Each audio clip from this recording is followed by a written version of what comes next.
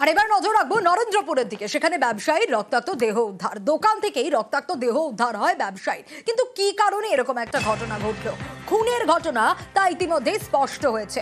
কিন্তু পুরনো জিনিস বিক্রি করতেন এই ব্যক্তি, কিন্তু কেন এই পরিস্থিতি তৈরি হলো? ব্যবসায়ীর রক্তাক্ত দেহ উদ্ধারের ঘটনা, কে বা কারা এই ঘটনা ঘটালো? পুরনো জিনিসপত্র কেনা বেচা করতেন ব্যবসায়ী, এমনটাই জানা যাচ্ছে। কিন্তু এই ঘটনার পেছনে কে কে জড়িত? অর্পণ রয়েছে আমার সঙ্গে, আরো বিস্তারিত জানাতে পারবে ঠিক কি ঘটেছে, এখনো পর্যন্ত তদন্তে কি কি উঠে আসছে।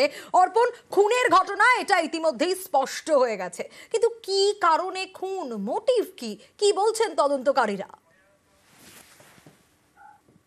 দেখো, পুলিশের প্রাথমিক অনুমান যে এটি লুট এবং লুটের কারণে হতে পারে, আর দ্বিতীয় ব্যবসায়িক কোনো শত্রুতা থাকলে এই খুন হতে পারে। কারণ একটা জিনিস স্পষ্ট যে সেখান থেকে নগদ টাকা এবং বেশ কিছু জিনিসপত্র সেখান থেকে খোয়া গিয়েছে। এবং দরজা, এই খুন হওয়া ব্যক্তি সকালবেলা যখন স্থানীয় দোকানদাররা খুঁজতে যান তখন গিয়ে দেখা যায় যে বাইরে থেকে দরজা বন্ধ করা রয়েছে, এবং সেই দরজা খুলে যখন ভিতরে প্রবেশ করেন যেখানে এই ব্যবসায়ী থাকতেন, সেই যে খাটের উপরই তার দেহ পড়ে রয়েছে এবং তার মাথায় ভারী কিছু বস্তু দিয়ে আঘাত করা হয়েছে।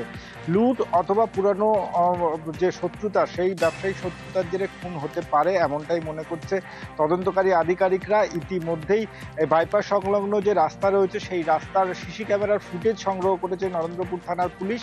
দেহ ময়নাতদন্তের জন্য পাঠানো হয়েছে এবং এই ব্যবসায়ীর মোবাইল ফোনের যে নম্বর, তার লাস্ট কথাবার্তা, সেগুলো দিকে যেমন তদন্তকারী আধিকারিকরা নজর রেখেছেন, তেমনি ব্যবসা কাদের সঙ্গে করতেন বা গতকাল রাত্রে কারা কারা এসেছিল তার যে লিস্ট, সেই লিস্ট ইতিমধ্যেই পুলিশের তরফ থেকে সংগ্রহ করা।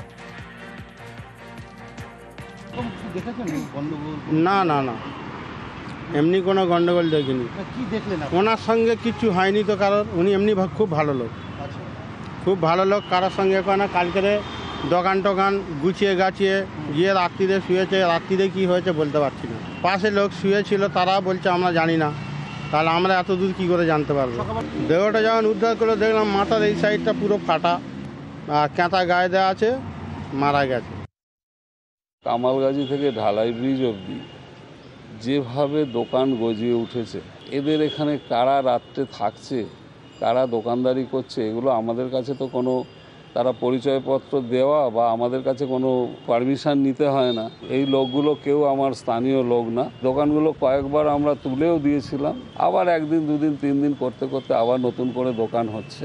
আমরাও আতঙ্কগ্রস্ত যে এই লোকগুলো কারা রাত্রিরে এখানে থাকে, কারা এখানে ব্যবসা করছে। পুলিশও এখানে অটো নিয়ে তারা প্রচার করেছে দোকানগুলো উঠে যাওয়া